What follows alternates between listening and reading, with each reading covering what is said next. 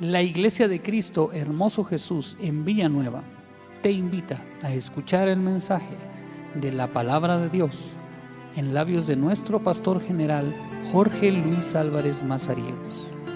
Deseamos que este tiempo sea de bendición para usted y su familia.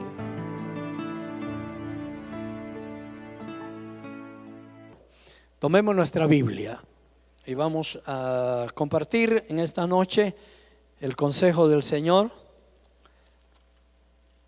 Y vamos a hablar acerca de lo que nos toca en Apocalipsis. Se recuerda que ya quedamos atrasados con Apocalipsis, tal vez unas 3 semanas atrás. Llegamos al capítulo 14, verso número 4. Hablamos de las características de los que estaban adorando y cantando el cántico celestial. Yo creo que nos está siendo efectivo salir a las 9. Veo una asistencia bastante bonita. Yo creo que vamos a procurar seguir saliendo temprano. Ya los niños van al colegio, los niños van a estudiar, ustedes tienen que madrugar, así es que estamos procurando, hermanos. Aunque dejemos algo para el jueves, estamos procurando. Si me trae un reloj les agradezco porque no tengo. Aquí tengo. Me queda media hora exactamente para exponer. Capítulo 14, verso 4 dice de la siguiente manera, en su último párrafo: estos son los que siguen al Cordero por donde quiera que va. Ahí nos quedamos. Y ahora nos toca: estos fueron redimidos de entre los hombres como primicias para Dios y para el Cordero.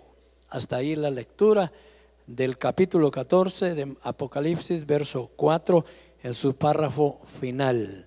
Oramos. Padre nuestro que estás en el cielo, te alabamos, te bendecimos, te damos gracias en esta preciosa noche por darnos la oportunidad de venir al templo a alabarte, a adorarte, a tener comunión con nuestros hermanos, a regocijarnos en el Espíritu.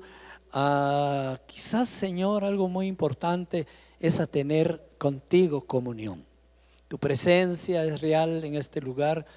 Nuestro corazón te ama, nuestro corazón te alaba, nuestro corazón te glorifica, Padre. Gracias por la oportunidad.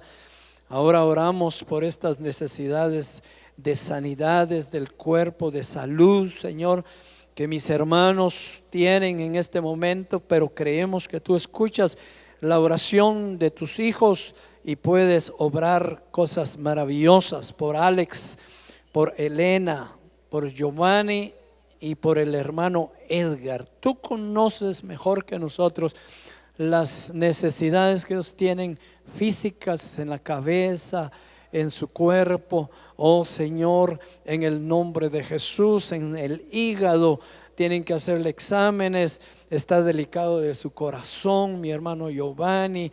Por favor, Padre, en el nombre de Cristo, yo sabemos que están en las manos de los médicos, pero que tú intervienes también. Tú eres todopoderoso. Por medio de tu Espíritu, tú estás en ese lugar. Tú estás en ese lugar. Por eso clamamos, por eso pedimos y suplicamos, mi Dios, creyendo por fe que tú obras cosas grandes y maravillosas.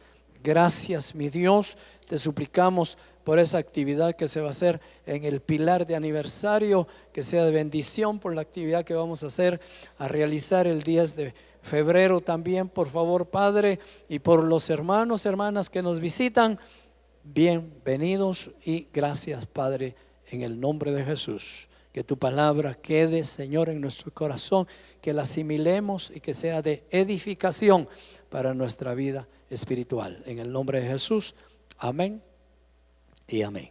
Bueno, yo quiero tomar la palabra primicias. Voy a repetir el párrafo. Dice: estos fueron redimidos de entre los hombres como primicias para Dios. ¿Por qué quiero tomar la palabra primicias? Porque ya hemos en varias ocasiones compartido acerca de lo que es ser redimidos. Una persona que es redimida es aquella que se es tomada o comprada a precio. Y usted sabe que nosotros fuimos comprados a precio, así lo describe la Escritura. ¿Qué precio pagaron por nosotros por nuestra liberación? ¿Qué precio pagaron por nosotros por nuestra salvación? Porque se puede entender de las dos maneras. Liberación y salvación en estos casos es lo mismo. Claro, no es la salvación eterna que vamos a tener, eso es totalmente diferente, pero la redención en nuestra vida lo que provocó fue una liberación. Se compagina mucho, se asocia mucho a lo que Moisés recibió, la directriz que recibió Moisés de ir a Egipto e ir a liberar al pueblo de Dios que estaba esclavo, que estaba siendo maltratado, que estaba siendo tratado de una manera dura por medio del faraón, por medio de Egipto. Y entonces envían a Moisés con un mensaje, óigame, con un mensaje de liberación. Moisés les dijo: Dios los va a hacer libres de esta esclavitud donde ustedes están. Yo creo que de alguna manera nosotros como creyentes, lo primero que Dios ejecuta en nosotros es esa liberación. La Escritura dice claramente que nosotros éramos esclavos del pecado. Por causa del pecado y nuestros delitos estábamos muertos espiritualmente. No había ninguna relación con Dios, no había ninguna relación con el Padre.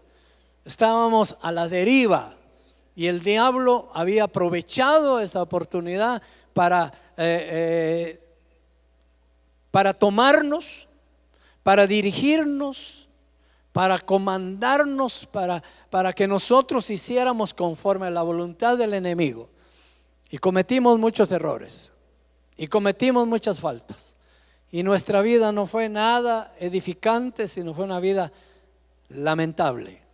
Pero Dios envió a Jesucristo a liberarnos, a salvarnos. Ya dije que en esta parte se pueden utilizar las dos palabras: a salvarnos de la autoridad del enemigo. Entonces, para ello tuvo el Señor que pagar un precio, porque nosotros andábamos en pecado. No solo éramos presa del enemigo, no solo éramos esclavos del enemigo, sino que nuestro vivir era de pecado. Y la Escritura dice claramente que sin derramamiento de sangre no hay remisión de pecados. Entonces Jesús viene y se presenta como el Cordero de Dios que quita el pecado del mundo, pero no lo quita solo diciendo: ay, te lo quito, ya estuvo, ay, te perdono. No. El Cordero de Dios era necesario que llegara al lugar del sacrificio, entregar su vida, entregar su sangre, ser sacrificado, y que esa sangre del Cordero derramada en la cruz del Calvario quitara nuestro pecado, perdonara nuestro pecado. Entonces aquí esta porción, que ya digo que todo esto ya lo hemos explicado, pero valía la pena decir algo, porque aquí habla de estos hombres o estos seres o estas personas. Dice que fueron redimidos de entre los hombres. Nosotros fuimos redimidos entre los hombres. Y eso es muy importante. He estado diciéndolo yo la semana pasada y lo dije el domingo. Nosotros somos un pueblo especial. Nosotros somos un pueblo del cual fue sacado, tomado de entre los hombres. Eso se le llama la resurrección de entre los muertos. Nosotros fuimos rescatados, resucitados de entre los muertos, porque caminábamos entre los muertos. Nosotros éramos muertos en nuestros delitos y pecados y caminábamos entre los muertos y vivíamos entre los muertos, pero de entre los muertos fuimos rescatados. Yo lo decía el día domingo, el Hijo del Hombre vino a buscar y a salvar lo que estaba perdido, pero traía una tremenda lista, le dije, ¿verdad? Y ahí venía su nombre. Y entonces Jesús empezó a buscarlo conforme su nombre, empezó a buscarlo. ¿Dónde está? ¿Dónde está? Por favor, miren, ando buscando a fulano de tal. ¿Dónde está? ¿Dónde está? Y cuando te haya, te libera, paga el precio. ¿Por qué? Porque el Padre determinó que tú y yo fuéramos liberados con la sangre preciosa de nuestro Señor Jesucristo. Eso es maravilloso. Es lo que yo decía el domingo. Tenemos que ir tomando conciencia de lo que somos ahora. Hay que estar tomando conciencia, hermano. No tomemos el evangelio muy simple, de solo aceptar y de solo decir voy a ir a la iglesia. No, hay que considerar qué soy ahora. ¿Qué hizo Dios ahora conmigo? Para que podamos valorar realmente el precio que pagó nuestro Señor Jesucristo. Entonces dice, estos son los redimidos de entre los hombres, como primicias para Dios. Aquí está el punto que quiero tocar, empezar a tocar. El jueves seguimos, pero empezar a tocar. ¿Por qué primicias para Dios? ¿Y de qué? Porque yo voy a agregar eso. Primicias para Dios, ¿y de qué? Cuando el Señor dice en Juan 3:16, de tal manera amó Dios al mundo que envió a su Hijo, lo envió con un propósito. ¿Sí? Lo envió con un ministerio de salvación. Ok. Pero de ese trabajo y de ese ministerio de salvación, el Señor espera un fruto. Tú compras un terreno y quieres sembrar fresa, o quieres sembrar tomate, o quieres sembrar aguacate. Compras el terreno y le empiezas a trabajar. Pero ¿por qué lo empiezas a trabajar? ¿Por qué inviertes en la semilla? ¿Por qué inviertes en el trabajo que hay que hacer? Porque esperas de ese trabajo un fruto. Esperas que el trabajo que vas a hacer en ese terreno te produzca muchos tomates, muchos aguacates, mucha fresa, porque tú quieres ver un fruto de tu trabajo.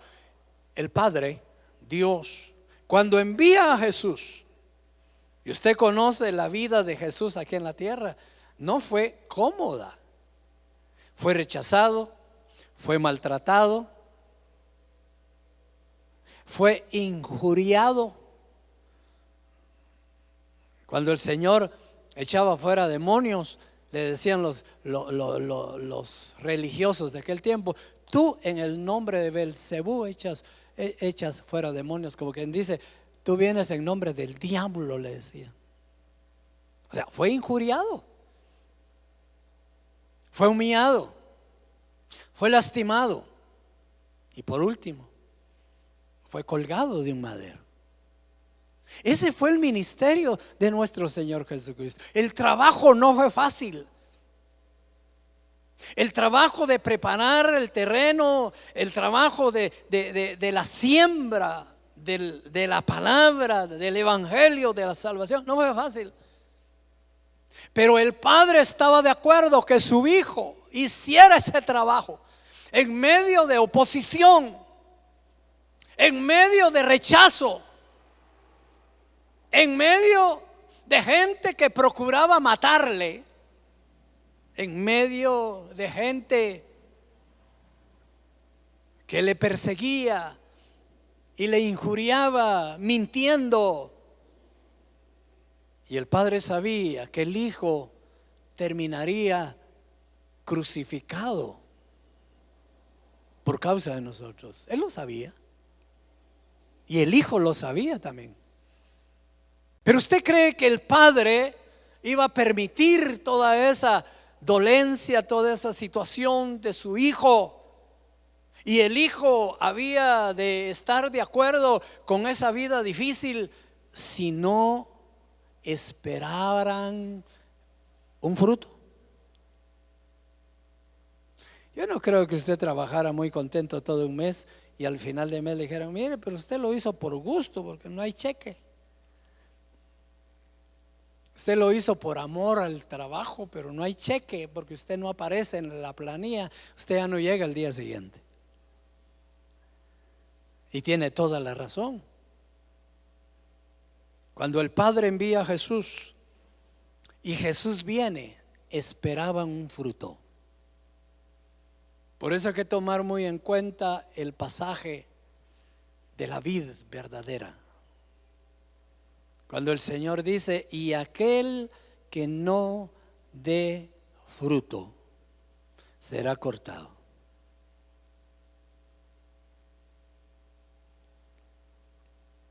Aquel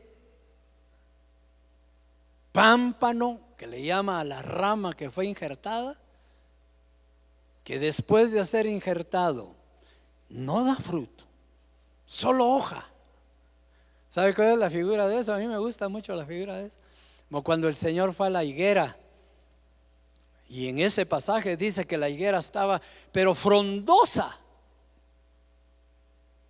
La higuera tenía muchas hojas, esto sí tenía, pero estaba frondosa, pero no encontró ni un fruto. Nosotros lo entendemos como muchos de nosotros, cuando venimos al Evangelio, somos bendecidos, hermano, de parte de Dios.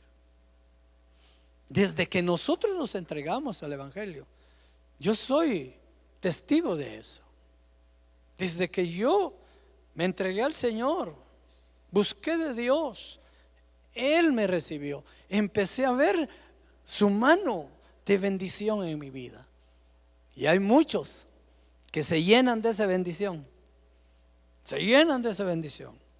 Se ponen chapudos, se ponen hermosos, les va bien en el trabajo. Hay quienes hasta les restauran sus matrimonios, les restauran sus trabajos, van superando. Ahí vienen con su Biblia cada domingo y van superando. Pero cuando el Señor quiere buscar fruto, no lo encuentra. No voy a creer que, como decimos por ahí, las apariencias muchas veces engañan. Y Pedro se le acercó al Señor Jesús y le dijo: Señor, dame una idea, o dime cómo voy a identificar en la congregación a los que son verdaderos. Y el Señor Jesús le pudiera haber dicho muy bien: mira, si el que está aquí ya no bebe, porque era alcohólico, ya no bebe, ese es uno. Si la muchacha que está aquí ya tiene un mejor carácter, esa es otra. Si el que está aquí no tenía trabajo, era un vago, andaba, y ahora tiene trabajo, ya es gerente y le ha ido muy bien y hasta en carro nuevo viene, ese es otro. Al Señor no le digo eso.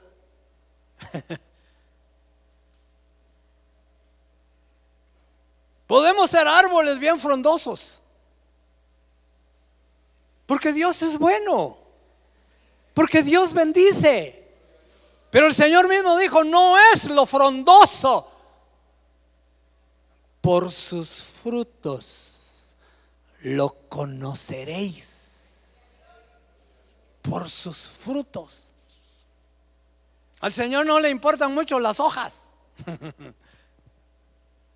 Al Señor no le importa que el árbol esté bien. ¿De qué nos serviría un aguacatal bien frondoso, hermano, si nunca nos dan aguacate? Hasta dicen por ahí que las ramas no son ni buenas para el fuego porque solo humo son. ¿De qué nos sirve un árbol que no da fruto? Si es frutal, claro. Si es un árbol de cedro, si es un árbol de caoba, pues que no dé fruto, porque lo que queremos es hacer muebles, ¿verdad? Nos sirve para hacer muebles, excelente, que no dé fruto. Pero nosotros somos árboles que tenemos que dar fruto. Entonces, qué interesante que el Señor le contesta a Pedro: Pedro, ¿quieres conocer a los que son de verdad? Sí, por sus frutos. Entonces estábamos diciendo que el Señor Jesús viene a hacer la obra del Señor, mandada del Padre, pero el Padre espera ver ese fruto.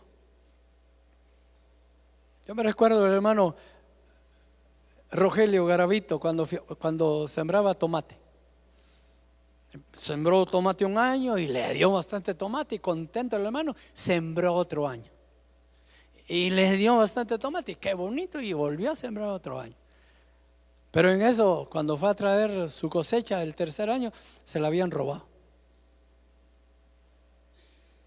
Cuando llegó y no había fruto, ¿sabe qué hizo? Ya no volvió a sembrar. El Padre, nuestro Dios, espera fruto. Entonces aquí dice, estos fueron los redimidos, primero comprados, adquiridos, liberados, que es lo primero que el Señor hace en nuestra vida: liberarnos de las garras del diablo, hacernos libres, congregarnos, llevarnos a un lugar donde vamos a crecer espiritualmente. Pero luego de ser redimidos, dice que tenemos que ser las primicias para Dios.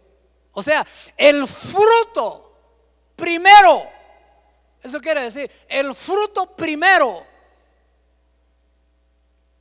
del misterio del evangelio de nuestro Señor Jesucristo. La iglesia de Cristo, la iglesia cuerpo de Cristo, la iglesia que se está preparando para la venida de Cristo, son las primicias del ministerio de salvación del evangelio de nuestro Señor Jesucristo. Las primicias.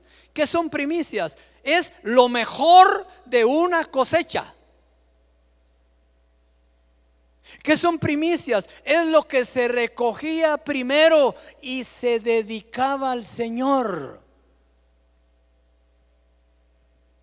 Cuando en una familia venía el tiempo de la cosecha, lo primero que cosechaban lo llevaban al templo y lo ofrecían al Señor. Se llama primicias. La iglesia de Jesucristo será la primicia que nuestro Dios recibirá en ese día glorioso del encuentro con Él, y dirá: este es el fruto del sacrificio de mi Hijo en la tierra por ellos. Amén. ¿Estoy explicando?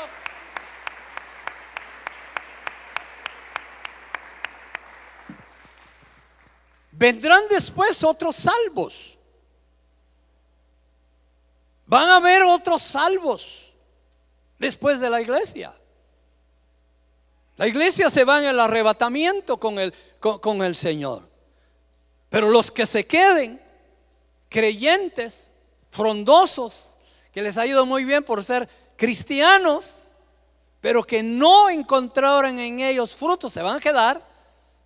Y después puede ser que ellos se esfuercen por entrar, y van a entrar. Dice la Escritura que por la sangre de ellos mismos, como por fuego, serán salvos. O sea, Dios quiere que todos los creyentes se salven. Lo único es de que para ser de primicias hay que irse en el arrebatamiento. Es el primer fruto. Mire, después de cuánto tiempo, cuando el Señor, nuestro Padre, envió a Jesús, le dice: vaya allá a la tierra y va a ir a hacer este trabajo. Me va a ir a buscar, y ya les dije que le dieron una lista. Me va a buscar a todos estos y los salva, los libera, y vamos a formar un pueblo. Qué interesante. Y nos encontró, y nos llamó, y nos liberó, y nos salvó, y nos congregó. Y nos congregó. ¿Para qué? Para que nos apoyemos en Él y en los demás, para tener fruto. Tener fruto. Tenemos nosotros la oportunidad de que estamos entre nosotros para producir fruto. Entonces, dice aquí que las primicias entonces son aquellos frutos que se recogen al principio. Hay que ver también que vamos a hablar, como dije, solo de las primicias, que las primicias le dan la oportunidad a los gentiles que sean los promotores, que sean los primeros. Acuérdense que el apóstol Pablo fue invitado de parte de Dios a ir a predicarle a los gentiles, no a los judíos, sino a los gentiles. Pero el apóstol Pablo deja ver que ama a su raza, que ama a quienes son parte de su sangre, y aunque va a predicar a los gentiles, está pensando en los judíos, que también se incorporen. Pablo no quiere que sus hermanos judíos se pierdan. A Pablo totalmente el Señor le dijo: te voy a enviar a los gentiles para que vayas y los salves. Y Pablo se da cuenta que el trabajo que está haciendo es efectivo. Están creciendo las iglesias, están iniciando nuevas iglesias, se están bautizando. Pablo en su ministerio misionero fue victorioso, fue un éxito, pero pensaba en sus hermanos judíos también. Es bueno que nosotros también pensemos en nuestra familia. Es bueno que nos gocemos en la congregación como salvos, como redimidos. Hemos estado viendo, como dije el domingo también, lo que significamos ahora. Somos hijos de Dios. Tenemos un valor invaluable. Tenemos un precio grande. Y aquí dice que somos primicias, porque somos de la iglesia de Cristo. Pero no quiere decir que nos jactemos por eso y que olvidemos que tenemos familiares, que tenemos amigos, que tenemos vecinos, que tenemos compañeros de estudio, compañeros de trabajo, que necesitan también escuchar este mensaje que nosotros escuchamos. Claro, nosotros no tenemos la lista, por eso hablamos. Y dice la Escritura: el que conoce la voz le sigue, y el que no identifica la voz lo rechaza. Jesús les predicó a los fariseos, y en una oportunidad se para frente a los fariseos y les dice: ¿ustedes por qué no creen en mí? Siquiera deberían de creer porque miren los milagros, pero no creían en Él. Los rechazaban. No estaban dispuestos a creer en Él. Sí, así sucede. Tú vas con tu familiar, tú vas con mamá, con papá, con tus hermanos, les hablas del evangelio y quizás te rechazan. Pero hazlo, hagámoslo. Pablo tenía celo de sus conciudadanos judíos. Aunque él estaba viendo el crecimiento precioso que había entre los gentiles, también pensaba en sus hermanos judíos. Dejemos de ser egoístas, porque el jueves vamos a ver que no tenemos que ser arrogantes. A veces nos creemos un poquito más allá de lo normal con familiares que no son cristianos, con amigos que no son cristianos. No, seamos humildes. Aprended de mí, dijo el Señor, que soy manso y humilde de corazón. De que Dios nos haya sacado, liberado de entre los muertos, de que nos haya escogido, de que nos haya llamado de una manera especial, no quiere decir que le demos lugar al orgullo, a la vanidad y al egoísmo. Sigamos predicando este evangelio. Yo hablaba con mi esposa el día de hoy en la mañana y le decía que el propósito de la iglesia realmente es predicar para que se salve. Y cuando hablábamos bajo el pasaje de Pablo que dice: porque nuestra lucha no es contra sangre y carne. ¿Qué quiere decir eso? ¿Usted lo ha entendido? Porque nuestra lucha no es contra sangre y carne. O sea, no es que agarre ahí un rochollo, ¿verdad? O una pierna, llegue a la carnicería y empiece a pelear contra la carne. No. Dice no es contra sangre y carne, quiere decir que no es contra personas. Usted no tiene que luchar ni pelear contra las personas. Eso es lo que quiere decir. Nuestra lucha no es contra las personas, es contra gobernadores, principados de las tinieblas. Nuestra lucha es espiritual. ¿Por qué espiritual? Porque el poder espiritual es el que hace que una persona sea mala. Fíjese en esto, se la voy a poner fácil. El poder espiritual es lo que hace que la persona fulana de tal tenga actitudes agresivas y te insulte y te maltrate. Y muchas veces nosotros creemos que es la persona y peleamos con la persona y discutimos con la persona. Y caía el ejemplo, yo se lo decía a mi esposa, cuando el Señor entró a Gadara y aquel endemoniado empezó a decirle: ¿y qué? ¿Qué vienes a hacer aquí? ¿Qué tienes contra mí, Señor? ¿Qué vienes a hacer aquí?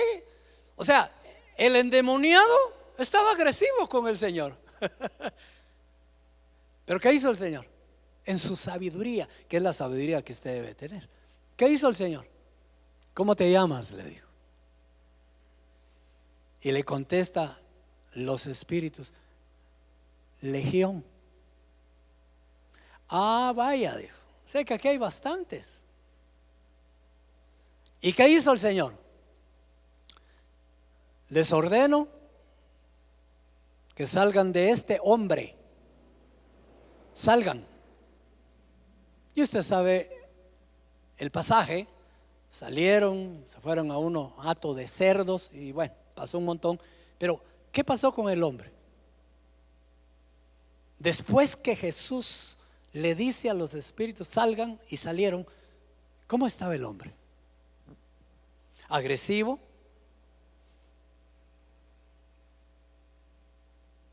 ¿Maltratando al Señor? ¿Ah? No. ¿Sabe cómo estaba el hombre? Señor, ¿me puedo ir contigo? ¿Me puedo ir contigo?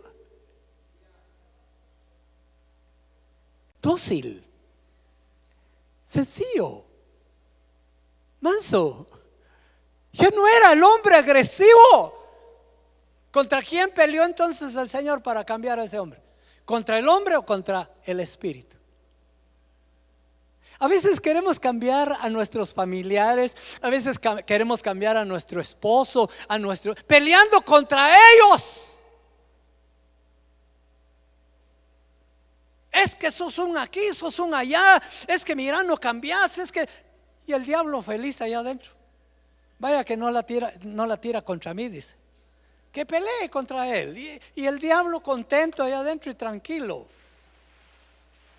Porque peleamos contra sangre y carne, que no es a eso a lo que nos mandaron. no es a que peleemos con las personas. Nos mandaron a que nuestra batalla es contra espíritus, gobernadores de las tinieblas. Los reprendemos en el nombre de nuestro Señor Jesucristo. Sí, hay que reprenderlos. Como dicen algunos por ahí, es que uno no puede cambiar al hombre. No, si no se puede. Eso es imposible. Al hombre no se cambia hablándole y pegándole a la cabeza y agarrando, como le pasó a mi hermano, no digo quién. Era mi hermano que pasó como 4 años en el cuarto, creo, o tercer año de primaria, y no pasaba, hermano, y no pasaba. Y la maestra, la maestra dice que cuando no respondía bien, le agarraba la cabeza y le pegaba en el pizarrón. La maestra pensó que pegando en el pizarrón se le iban a grabar las sumas y las restas, y que iba a ser más inteligente. Yo creo que más menso lo ponía.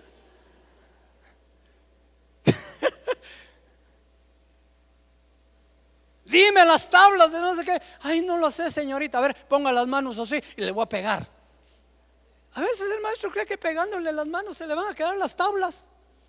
Se le va a quedar la tabla, pero con la que le pega.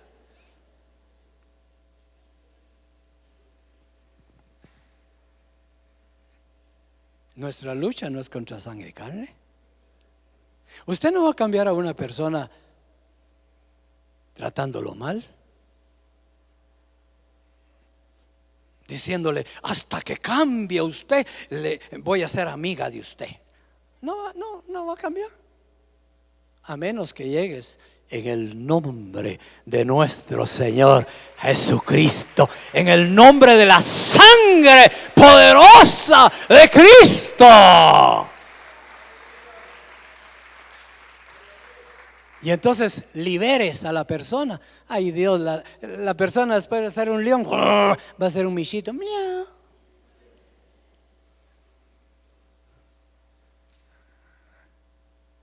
La iglesia está para salvar, para liberar, para que por medio de la palabra la gente sea libre, cambie. No que la cambies tú. No la cambias tú. Tal vez de uniforme sí, pero no la vas a cambiar nunca, a menos que tengas la palabra indicada de parte del Padre como primicia. Porque tú, si eres primicia, eres parte de la iglesia de Cristo. Y Jesús dijo estas palabras, ya termino, ya me dieron las 9. Jesús dijo estas palabras: mayores cosas que las que yo hago, vosotros haréis. ¿Qué te impide? Hermano, hermana, ¿qué te impide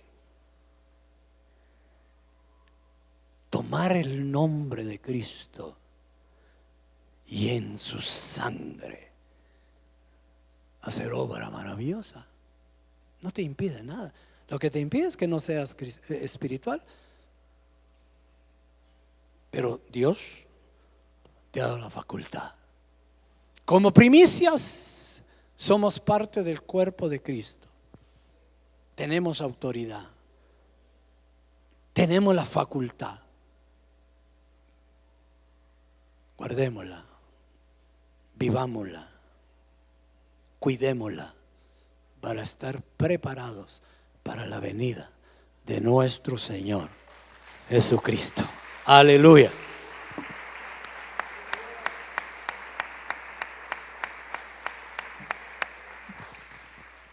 Cierre sus ojitos.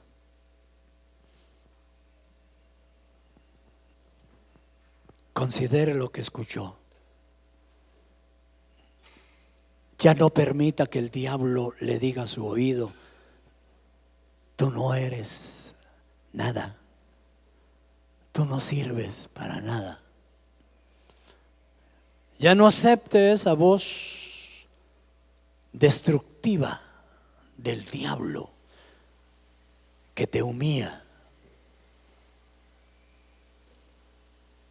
Ni permitas que el diablo use tus facultades, empezando por tu voz, para humillar a otros.